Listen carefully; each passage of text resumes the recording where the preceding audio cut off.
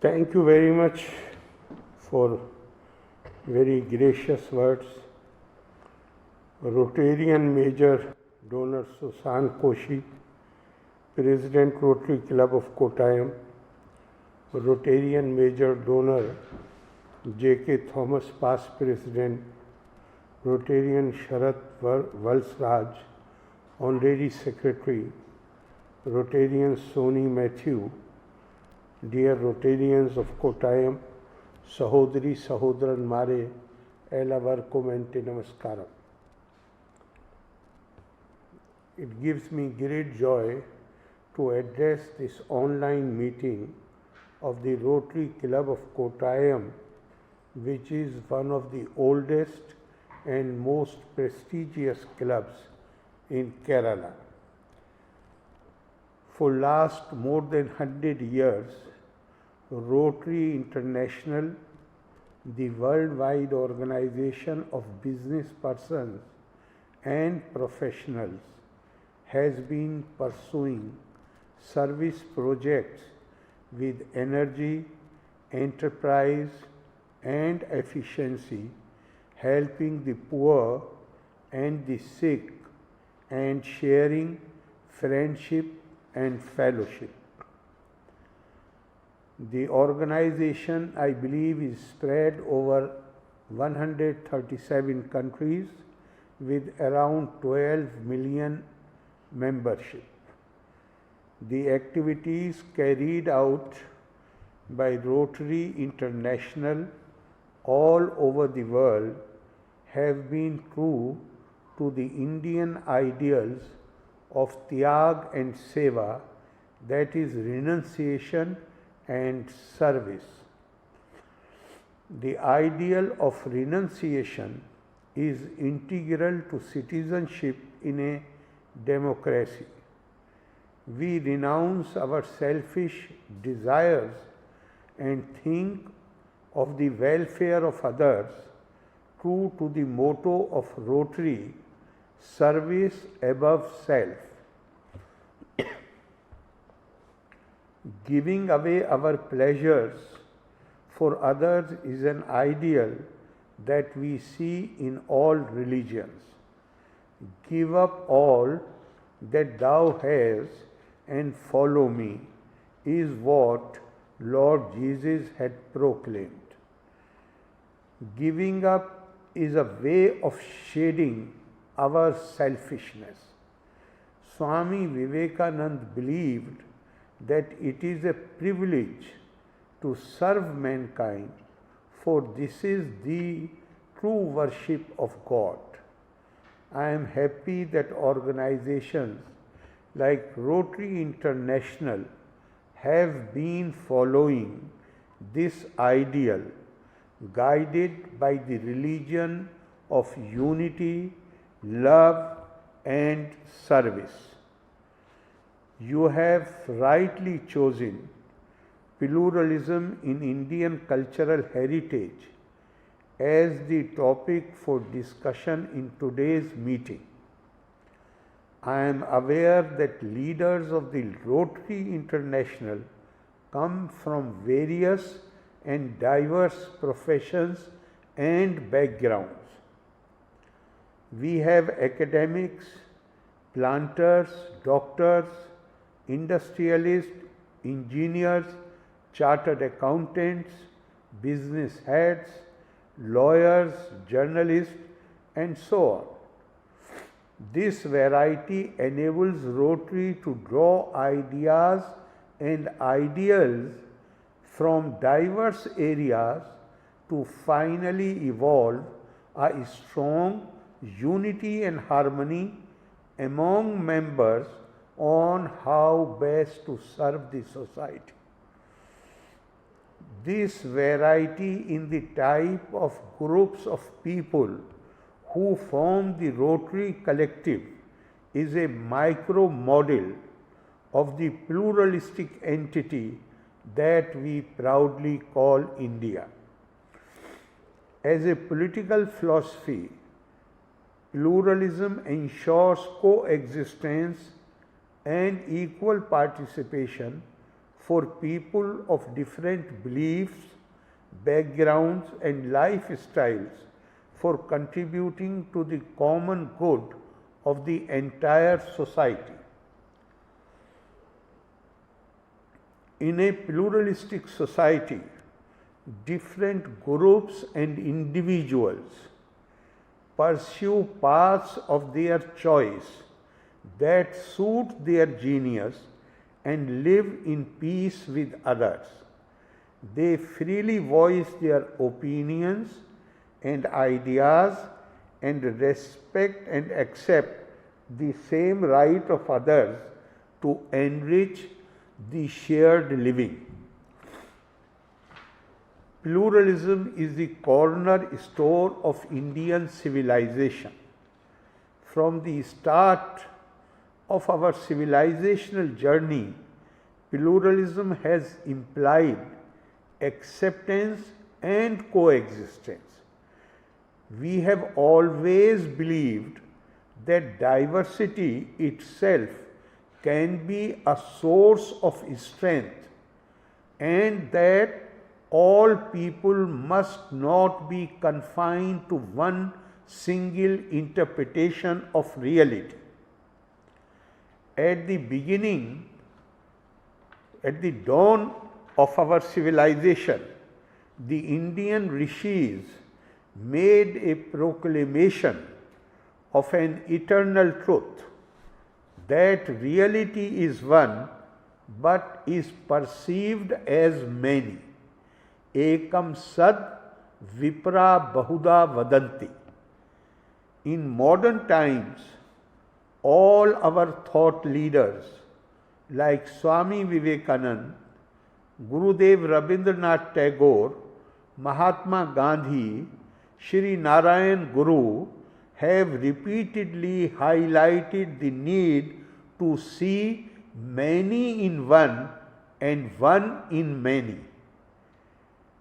Pandit Jawaharlal Nehru, in his book The Discovery of India, describes India as an ancient palimpsest on which layer upon layer of thought and reverie had been inscribed, and yet no succeeding layer had completely hidden or erased what had been written previously.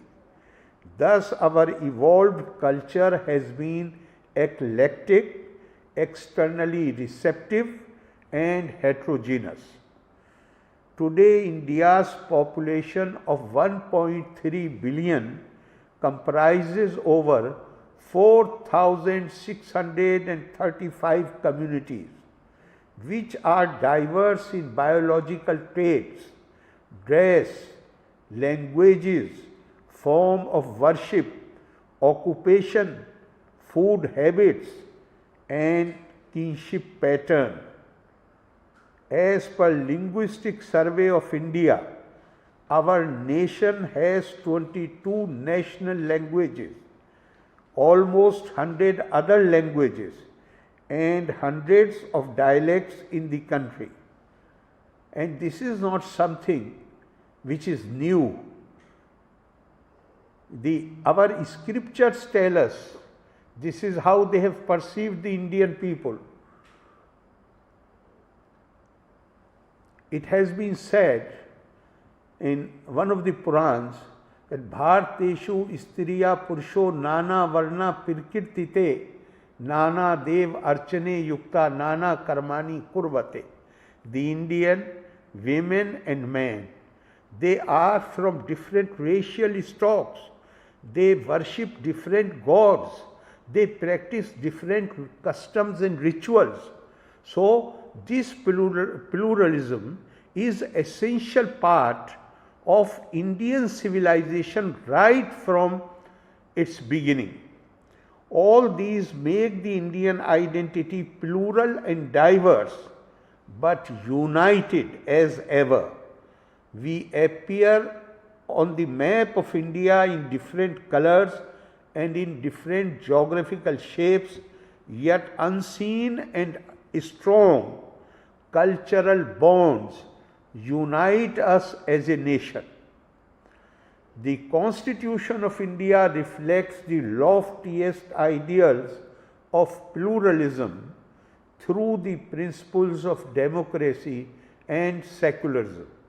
Secularism, not the West, not an ideology which is imported from the West, but secularism which is rooted in the concept of Bahuda, that is diversity or pluralism, which has come from the Rig Veda.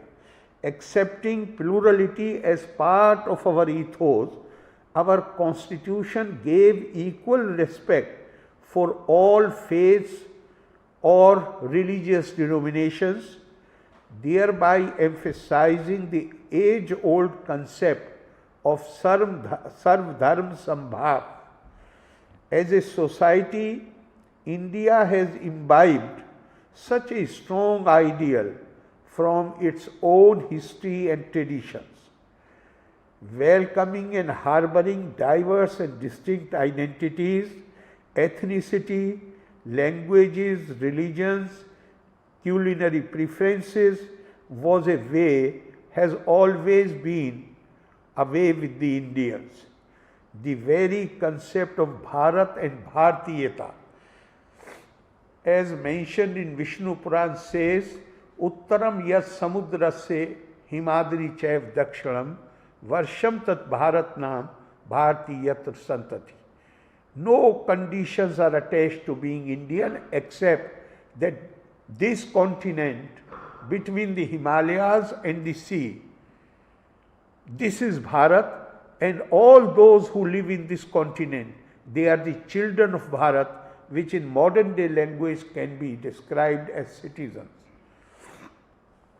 The liberal description of India suggests that we did not believe in the uniformity of type either in religion or culture, and that we looked upon diversity as a plan of the universe.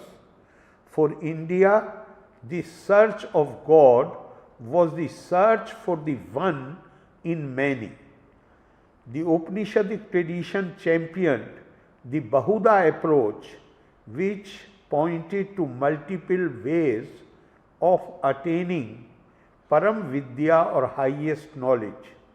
Shri Ramakrishna Paramhans advocated Dharma Samanvay through his dictum of Yat Mat Tat Pat, as many faiths as there are individuals. Shri Narayan Guru said, Pal Mat Sarvum Ekam, the essence of many religions is one. Swami Vivekananda summed up Indian ethos in ringing words when he declared, we not only tolerate but we accept every religion. Praying in the mosque of a Muslim, worshipping before the fire of the Zoroastrian, and kneeling before the cross of the Christian. We believe that all religions, from lowest fetishism, mean so many attempts of the human soul to grasp and realize the truth, each determined by the conditions of its birth and association, and each of these making a stage of progress. The pluralistic view is that each human being encounters the divine in a different manner because each human personality is unique. Our Upanishad spoke of each human being potentially divine. Lord Jesus reminded us that the kingdom of heaven is within you. Therefore, the genuine spirit of pluralism depends on human and institutional humility to treat each other as equals and to nurture an openness towards the insights and revelations of other religions. Gurudev Tagore, who spoke of the universal man, referred to the Upanishadic idea of oneness in his noble acceptance speech. He said, he quoted from Upanishad, Yastu sarvani bhutani atmanye vanu pashyati sarva bhuteshu chatmanam tato na viju gupta se. One who perceives all beings in his own self and his own self in all beings does not hate anyone anymore. This brings us to the question of how one attains a mentality to perceive others in one's own self. The answer lies in the service to humanity. By serving mankind, we serve the God that resides in each individual. Manav seva hi Madhav seva hai. The ideal of service was emphasized by Swami Vivekananda, who said, this is the gist of all worship, to be pure and to do good to others. The ideal of service had influenced many great men of the past and the present. One such person was Netaji Subhash Chandra Bose, who was so inspired by Swami Vivekananda that in whom he found a new ideal which had inflamed his soul to serve humanity. He started enjoying serving the sick, the poor. He found great pleasure and enjoyment in this. About the cholera patients, where he devoted himself totally, he says that nursing cholera patients, we enjoyed greatly, especially when we found that several patients were thereby saved from the jaws of death. When a person begins to enjoy serving people, he or she becomes what Swami Vivekananda referred to as to Dasasya Das, a servant of the servants, who can accommodate 1,000 minds. The attitudes make a person pure and selfless. It is about such people that Swamiji said, they alone live who live for others. The rest are more dead than alive. It was with such pure and selfless men and women that he hoped to shake the world. Those who live for others will understand society better. Living for others begins with the acceptance of the diverse needs of the people and enables one to create a better world suitable and agreeable to all. To create such a world, one needs to be guided by understanding, empathy that emanate from compassion. In Srimad Bhagavatam, the God incarnate, Kapil Muni, during an exposition of his spiritual life, he says, Atmam sarveshu bhuteshu bhutatmanam kirtalayam archayet dan manabhyam maitri abhine chakshusha.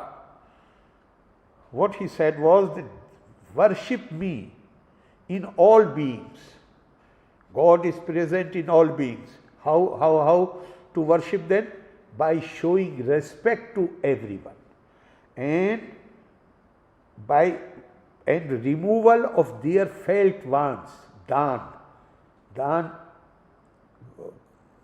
whatever one can do to remove the felt wants of other people in a spirit of intimate friendship, maitri, and attitude of non-separateness, abhinna chakshu.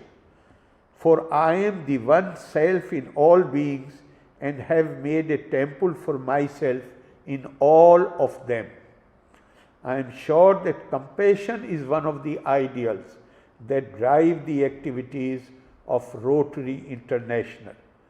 The construction of 18 homes for the flood affected families, the provision of digital mammography unit to the cancer ward at Caritas Hospital in Kottayam to reach out to the needy, and the donation of a retinal laser system for diabetic patients are driven by laudable urge to serve humanity. I compliment you for that. I am happy that Shrimati Susan Koshi, the first woman president of this club, along with her husband, had quite generously contributed to the projects of Rotary International in Kottayam. It is commendable that this club has also won many district and international awards for the various community service projects it had implemented. Let me conclude today's address by recalling the mantra Daya Dharmasya Janmbhumi. Compassion is the birthplace of religion, of righteous living. Dharma is not just religion, it is righteous living, righteous actions. India has upheld this noble principle in a unique way.